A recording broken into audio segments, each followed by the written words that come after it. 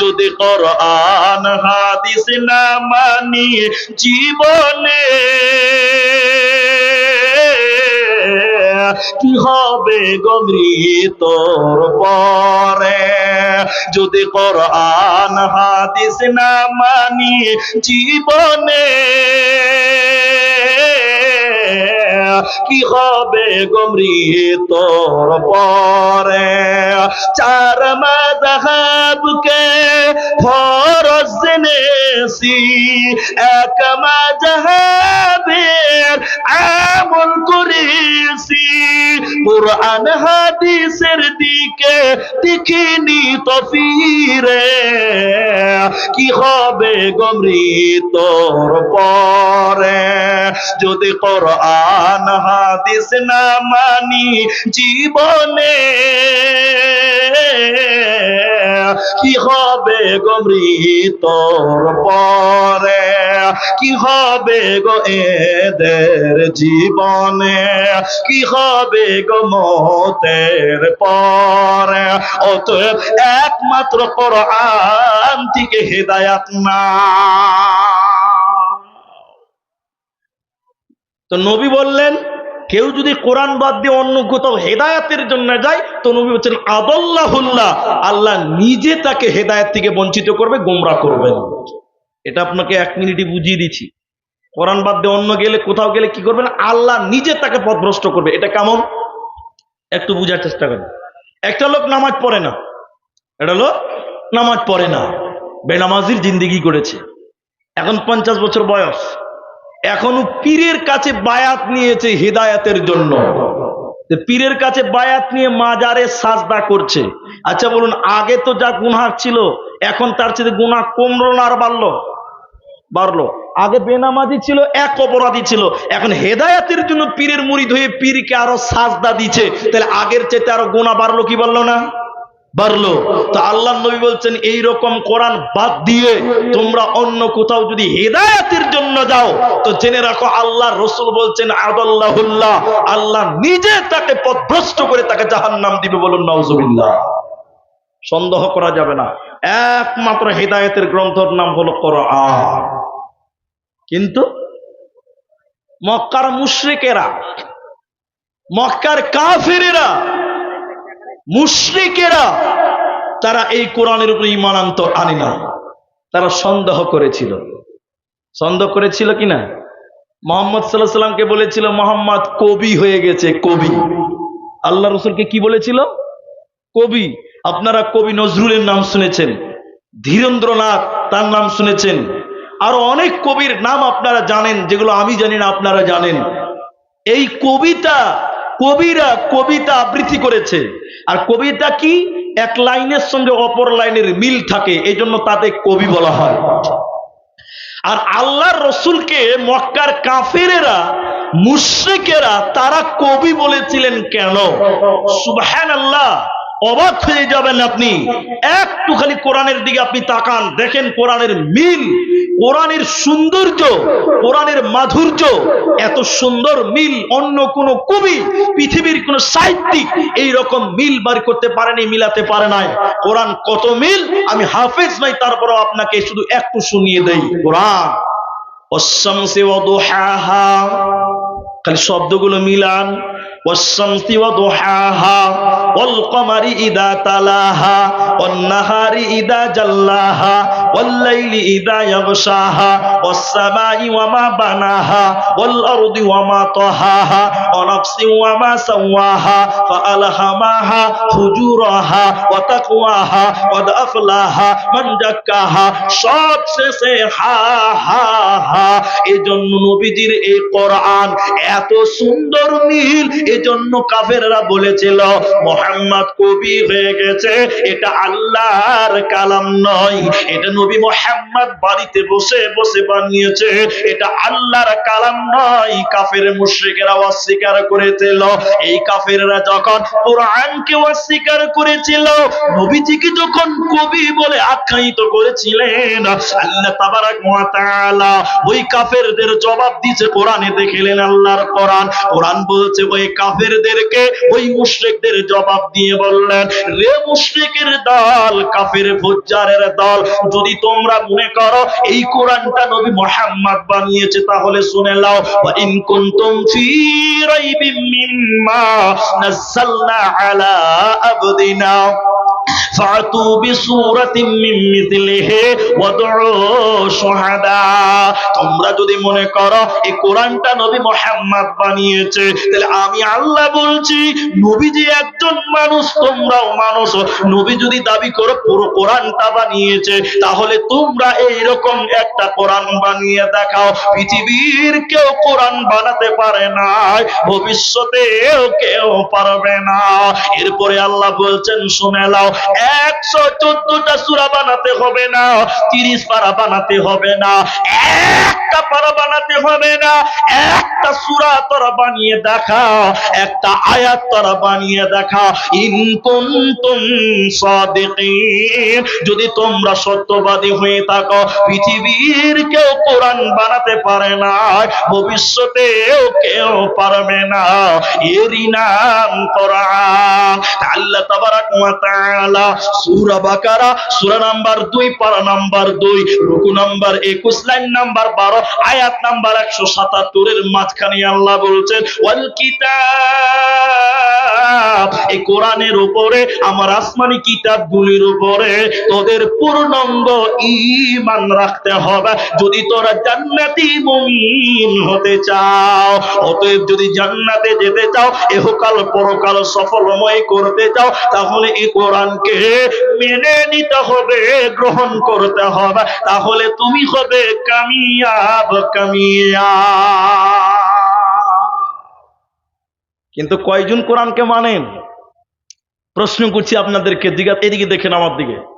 সাহাবীদের, ওদেরকে বলা হতো, এ বাবু এদিকে শুনেন ভাই, সাহাবীদেরকে বলা হতো, রাসূলের সাহাবীরা, কাফের মুশরিকেরা টিটকারি করছে, আচ্ছা তোমরা কি করো, জিজ্ঞাসা করছে, আজি তোমরা কি করো জি, তোমরা নতুন ধর্ম মানছো তো তোমরা কি করো? তো সাহাবীদের জবাব, তারা বলছেন যে কোরআনে যা আছে আমরা তাই করি, বলুন সুবহানাল্লাহ। আবার তাদেরকে মস্কারা করে, টিটকারি করে বলা হতো, তোমরা কোরআনে যা আছে তাই করো? বলে হ্যাঁ। কোরআনে কি আছে? কোরআনে কি আছে? বলছে আমরা যা করি তাই কোরআনে আছে। আরেকবার বলুন সুবহানাল্লাহ। এখন ফতেপুরে এতগুলো মানুষ, হাজার হাজার মানুষ, এখন আপনাকে জিজ্ঞাসা করছি, এখনকার মুসলমানকে যদি বলা হয় কি করেন ভাই, বলবে যে কোরআনে যা নাই তাই আমরা করি। কথা হ্যাঁ না বলুন? এখনকার মুসলমান, কোরআনে কি আছে? আমরা যা করি না তাই কোরআনে আছে, মানে কোরআনের সঙ্গে আমাদের জিন্দেগির মিল হচ্ছে না। আমরা কোরআন থেকে অনেক দূরে চলে গেছি, অথচ আল্লাহ শিক্ষা দিয়েছেন আল্লামাল কোরআন, আমি তোদেরকে দিলাম কোরআন, কোরআনের জ্ঞান, কোরআন শিক্ষা দিলাম তোদের। সেই মানুষ আজকে কোরআন থেকে বিমুখ হয়ে গেল। নবীজি বলছেন কোরআন কত গুরুত্ব, খালি এটুকু আপনি মনে রেখে দেন, কোরআন। বিশ্ব নবী বলেছেন, হে ফতেপুর করণদিঘি ডালখোলার মুসলমান, রসখোয়ার মুসলমান, নবীজি বলেছেন দুই জনার সাক্ষী আল্লাহর কিয়ামতের দিন আল্লাহ মঞ্জুর করবেন। দুই জনার সাক্ষী কিয়ামতের দিন আল্লাহ গ্রহণ করবেন। দুই দিনের সুপারিশ, দুই জনার সুপারিশ আল্লাহ কবুল করবেন। তার একজনার নাম হলো কোরআন। কোরআন কিয়ামতের দিন আল্লাহকে সুপারিশ করবেন আপনার ব্যাপারে, বলবেন আল্লাহ তোমার এই বান্দা দুনিয়াতে কোরআন মেনেছিল, তোমার এই বান্দা দুনিয়াতে কোরআন তেলাওয়াত করেছিল, আল্লাহ তুমি আমার সাক্ষী গ্রহণ করো। আল্লাহ সেই বান্দার সাক্ষী, এই কোরআনের সাক্ষী গ্রহণ করবে, বান্দাকে আল্লাহ ক্ষমা করবে। অতএব যদি কোরআন পড়েন, যদি কোরআন তেলাওয়াত করেন, তাহলে কিয়ামতের দিন কোরআন সাক্ষী দেবে। আল্লাহ তাবারাক ওয়া তাআলা অন্য জায়গায় বলেছেন, শুনে নাও, আকিমিস সালাতা লিদুলুকিস শামসি ইলা ওয়াসাকিল লাইল ওয়া কুরআনাল ফাজর ইন্না কুরআনাল ফাজরি কানা মাশহুদা। আল্লাহ তাবারাক ওয়া তাআলা বলেন, যারা 5 ওয়াক্তের নামাজ কায়েম করে, যারা 5 ওয়াক্তের সালাত আদায় করে এবং সকাল সন্ধ্যা যারা কোরআন তেলাওয়াত করে, কানাত মাশহুদা। আল্লাহ কোরআন বলছেন কিয়ামতের দিন সেই ব্যক্তির জন্য কোরআন সাক্ষী দিবে। কানাত মাশহুদা, কোরআন তার জন্য সাক্ষী হয়ে যাবে। আর কোরআন যার ব্যাপারে সাক্ষী দিবে বন্ধুরে, ওর কোনো চিন্তা হবে না। কোরআন সাক্ষী দিবে কিয়ামতের দিন। আল্লাহ বলছেন কানাত মাশহুদা। কিন্তু আমরা বড় অভাগী, আমরা বড় হতভাগা। এত দামি সম্পদ পেলাম কিন্তু একবার খুলে পড়তেও জানলাম না। এর চাইতে দুর্ভাগ্য আর কার আছে?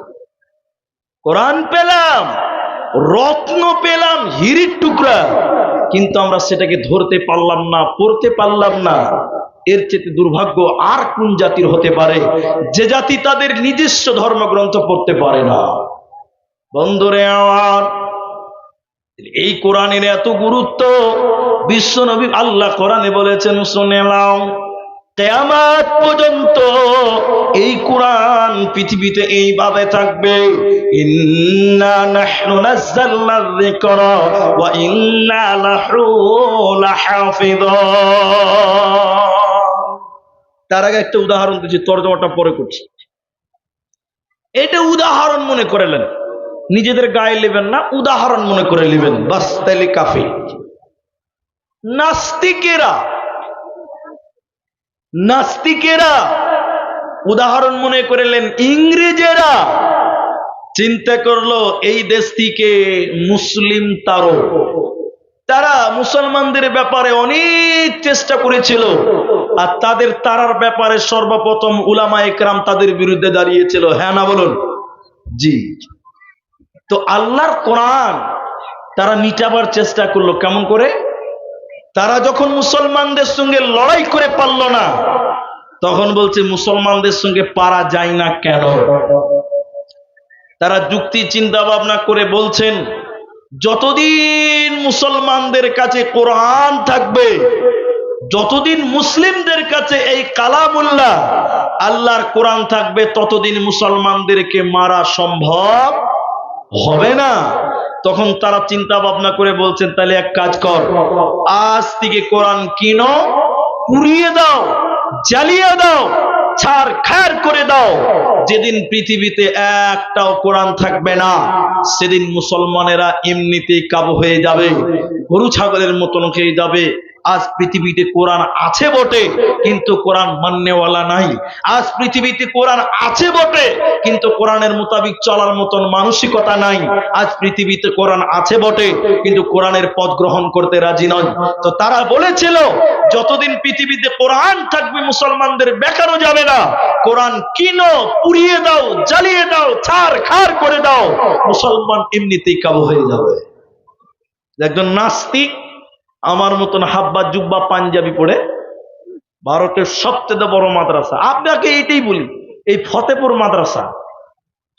মাদ্রাসায় চলে এসছে একটা নাস্তিক বেঈমান মূলবি সেজে চলে এসছে, মুসলমান সেজে এসেছে।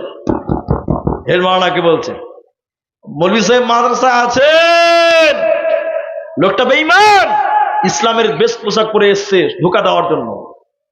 হেড মাওলানা বলছে, কে? বলে, বেরিয়ে আসছেন, আমি মেহমান। কিসের মেহমান তুমি? হেড মাওলানাকে নাস্তিক প্রশ্ন করছে, বুঝেন কথাটা। মাওলানা, আপনাদের মাদ্রাসায় কোরআন আছে? আচ্ছা বলুন, এই প্রশ্ন যদি এই মাদ্রাসার সদরকে করা হয়, তাহলে আমাদের মনে জাগবে যে লোকটা আসলেই পাগল মনে হবে না? মাদ্রাসায় যে যদি বলেন কোরআন আছে, তো পাগল না হলে কেউ তাকে জিজ্ঞাসা করবে? মাদ্রাসায় কোরআন থাকবে না তো কি থাকবে? কথা মনে হয় বুঝতে পারেননি আপনারা। মাদ্রাসায় কোরআন থাকবে না তো কি থাকবে? তো হেড মাওলানা বলছে, হ্যাঁ মাদ্রাসায় কোরআন আছে। কোরআন থাকবে না মানে? কোরআন আছে। তো বলছে, কতটি আছে ভাই? কতটি নেবে? বলে, যতটি আছে সবটি নিব। তখন কোরআন বিরুদ্ধে আন্দোলন চলছিল। তখন মৌলানা বুঝতে পারছে যে ই তো সেই লোকই হয়। মৌলানা তার প্রশ্ন দিকে বুঝে নিয়েছে নিশ্চয় ডাল মে কুচ কালা হ্যায়, নিশ্চয়ই কোনো গোলমাল আছে। কারণ মৌলানা এই ফতেপুরের কথা বলছি, এই ফতেপুরের হেড মৌলানা বলছে আপনি বসেন, কোরআন নিতেছেন, স্পেশাল মেহমান, আপনাকে কি এমনি ছাড়া যাবে? উনি বসলেন। এই ফতেপুরের তিনটা ছেলেকে ডাকলো। এক আব্দুর রহমান, দুই আব্দুর রহিম, তিন আব্দুল সত্তার। কই রে বাবা? তিনটে ছেলে বলছে লাব্বাইক হুজুর। হুজুর। হেড মৌলানা বলছে রে বাবা, তোরা তো গোটা গোটা কোরআন মুখস্থ করেছিস রে বাপ। এই যে বিদেশি মেহমান নিতে এসেছে কোরআন, তোরা তো গোটা কোরআন মুখস্থ করেছিস, একাই তো শুনিয়ে দিতে পারবি, কিন্তু একা ক্লান্তি হবি, হিপিয়ে যাবি রে বাপ। অতএব আব্দুর রহমান তুমি 1 থেকে 10 পারা শুনিয়ে দাও। রে আব্দুর রহিম তুমি 11 থেকে 20 পারা শুনিয়ে দাও। রে আব্দুল সত্তার 21 থেকে 30 পারা শুনিয়ে দাও। যখন এই তিনটে ছেলে বিসমিল্লাহ থেকে শুরু করে মিনাল জিন্নাতি ওয়ান নাস বলেছে, এই নাস্তিক, এই বেঈমান বসা মানুষ দাঁড়িয়ে মাথায় হাত দিয়ে বলছেন আশহাদু আল্লা ইলাহা ইল্লাল্লাহ ওয়া আশহাদু আন্না মুহাম্মাদান আবদুহু ওয়া রাসূলুহু। কালেমা পড়ে ঈমান এনে বলছেন আমি আল্লাহর কসম করে বলছি, আমাদের আলোচনা হয়েছে কোরআন কিনো, পুড়িয়ে দাও, জ্বালিয়ে দাও। যেদিন পৃথিবীতে একটাও কোরআন থাকবে না, সেদিন মুসলমান কাবু হবে। কিন্তু আমি কসম করে বলছি মুসলমানেরা কোরআনকে মিটাতে দেবে না। পৃথিবীর কোন বাতিল শক্তি এই কোরআনকে মিটাতে পারবে না। তার কারণ হলো মুসলমানেরা এই কোরআনকে তাদের আত্মাতে জায়গা দিয়েছে। আজ পৃথিবীতে ফতেপুর মাদ্রাসা, বুরিহান মাদ্রাসা, কান্তিপাড় মাদ্রাসা, ফুলকি মাদ্রাসা, বীরপুর মাদ্রাসা, দুনিয়াতে কত কোটি মাদ্রাসা আছে বন্ধুরে। অতএব কোরআনকে মিটানো সম্ভব নয়।